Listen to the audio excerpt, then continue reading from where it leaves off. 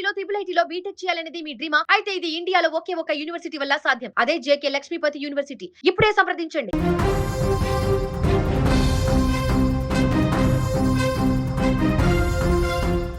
Social మీడియాలో మిలియన్ల కొద్దీ వ్యూస్, యూట్యూబ్లో నవ్వుతూ కనిపించే సాంప్రదాయబద్ధమైన కుటుంబం, తమ లైఫ్ స్టైల్తో ఎంతోమందిని ఆకట్టుకున్న పాపులర్ కపుల్. కట్ చేస్తే సీన్ రివర్స్ అయింది.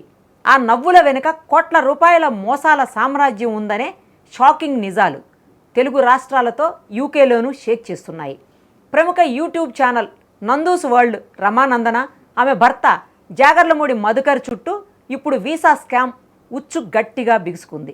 నిన్న మొన్నటి వరకు యూకేలో లగ్జరీ లైఫ్ గడిపిన ఈ ఫ్యామిలీపై ఇప్పుడు లుకౌట్ నోటీసులు జారీ అయ్యాయి. ప్రస్తుతం ఈ జంట పరారీలో ఉన్నట్లు తెలుస్తోంది. అసలేంటి నందూస్ వరల్డ్ వీసా దందా? బాధితులు ఎలా నిలువునా మునిగిపోయారు? ఈ వీడియోలో పూర్తిగా తెలుసుకుందాం. Nandu's world UK visa scam వ్యవహారం ఇప్పుడు తెలుగు రాష్ట్రాల్లో సంచలనంగా మారింది.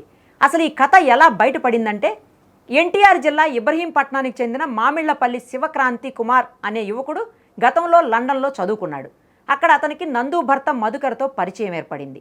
శివక్రాంతి యూకే వీసా గడువు ముగుస్తున్న సమయంలో మధుకర్, నందులు తాము వీసా రెన్యువల్ చేయిస్తామని, అలాగే బ్రిటన్లో మంచి ఉద్యోగం ఇప్పిస్తామని నమ్మబలికారు. వీరు నడుపుతున్న డెస్టినీ కన్సల్టెన్సీ ద్వారా ఈ ప్రక్రియ పూర్తి చేస్తామని చెప్పారు. యూట్యూబ్లో నందుకు ఉన్న సెలబ్రిటీ ఇమేజ్ను చూసి నమ్మిన శివక్రాంతి దఫాలుగా ఏకంగా 15 లక్షల రూపాయలను వారి బ్యాంక్ అకౌంట్లోకి బదిలీ చేశాడు. ఇక డబ్బులు తీసుకున్న తర్వాత నందు దంపతులు శివక్రాంతికి ఒక బ్రిటన్ జాబ్ వీసా డాక్యుమెంట్ను పంపించారు. తీరిగ్గా పరిశీలిస్తే అది పక్కా నకిలీ డాక్యుమెంట్ అని తేలింది. మోసపోయానని గ్రహించిన బాధితుడు తన డబ్బులు తిరిగి ఇవ్వాలని నందు ఫ్యామిలీని నిలదీశాడు. గొడవ పెద్దదవటంతో కేవలం 2 లక్షల రూపాయలు మాత్రమే వెనక్కిచ్చి మిగతా 13 లక్షలు ఇవ్వకుండా బెదిరింపులకు దిగారు.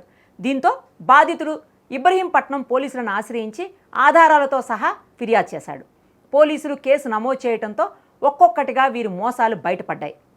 వీరి దందా కోసం గుంటూరు, విజయవాడ, హైదరాబాదుల్లో ఆఫీసులు తెరిచారని, వ్యవహారం ముదరటంతో రాత్రికి రాత్రే ఆ కార్యాలయాలను ఎత్తేసి బోర్డు తిప్పేసినట్లు ఆరోపణలు వస్తున్నాయి. ఇక ఈ కేసు రిజిస్టర్ అవ్వడమే ఆలస్యం. సోషల్ మీడియా వేదికగా నందూస్ వరల్డ్ బాధితులు ఒక్కరొక్కరుగా నోరు విప్పటం ప్రారంభించారు. యూకే వీసాలు, బ్రిటన్ వర్క్ పర్మిట్లతో తెలుగు రాష్ట్రాలకు చెందిన దాదాపు 50 నుంచి 100 మంది అమాయక నిరుద్యోగులను వీరు టార్గెట్ చేసినట్లు సోషల్ మీడియాలో విమర్శలు వెల్లువెత్తాయి. ఒక్కొక్కరి దగ్గర నుంచి 15 లక్షల నుండి 25 లక్షల రూపాయల వరకు వసూలు చేసినట్లు బాధితులు ఆవేదన వ్యక్తం చేస్తున్నారు. ఓవరాల్గా ఈ స్కామ్ విలువ 10 కోట్ల నుంచి 20 కోట్ల రూపాయల వరకు ఉండవచ్చని అంచనా వేస్తున్నారు. అమాయకుల నమ్మకాన్ని పెట్టుబడిగా మార్చుకొని యూట్యూబ్ ఇమేజ్తో వీరు ఈ దందా నడిపించారనే ఆరోపణలు సోషల్ మీడియా ప్రపంచాన్ని షేక్ చేస్తున్నాయి. ఈ కేసు తీవ్రతను గమనించిన ఇబ్రహీంపట్నం పోలీసులు కేసులో మధుకర్ను A1గా, రమానందనను A2గా, మధుకర్ తండ్రి మోహన్ రావును A3గా చేర్చి దర్యాప్తు ముమ్మరం చేశారు. వీరు దేశం విడిచి పారిపోకుండా ఉండేందుకు ఎయిర్పోర్ట్స్లో దొరికిపోయేలా ఇప్పటికే లుకౌట్ నోటీసులు కూడా జారీ చేశారు. ప్రస్తుతం ఈ ఫ్యామిలీ పరారీలో ఉన్నట్లు తెలుస్తోంది. మరోవైపు ఈ ఆరోపణలపై రమానందన తన యూట్యూబ్ ఛానల్ ద్వారా స్పందించింది. తమపై వస్తున్నవన్నీ అబద్ధాలని, వ్యక్తిగత కక్షలతో కొందరు నెగిటివ్ క్యాంపెయిన్ చేస్తున్నారని, తమకు ఎలాంటి కంపెనీలు లేవని బుకాయించే ప్రయత్నం చేసింది. అంతేకాదు, ఈ కేసును కొట్టివేయాలంటూ హైకోర్టును కూడా ఆశ్రయించారు. కానీ పోలీసులు మాత్రం ఆధారాలతో సహా వీరిని అరెస్ట్ చేసేందుకు ముమ్మరంగా గాలిస్తున్నారు. అయితే తన పాపం చిట్టా బయటపడిందని, ఇక తప్పించుకోలేమనే నిజాన్ని గ్రహించిన నందూస్ జంట ప్రస్తుతం పరారీలో ఉన్నట్లు సమాచారం. చూశారుగా, స్క్రీన్ మీద కనిపించే లగ్జరీ లైఫ్ వెనక ఎంతటి మోసాలు దాగి ఉన్నాయో.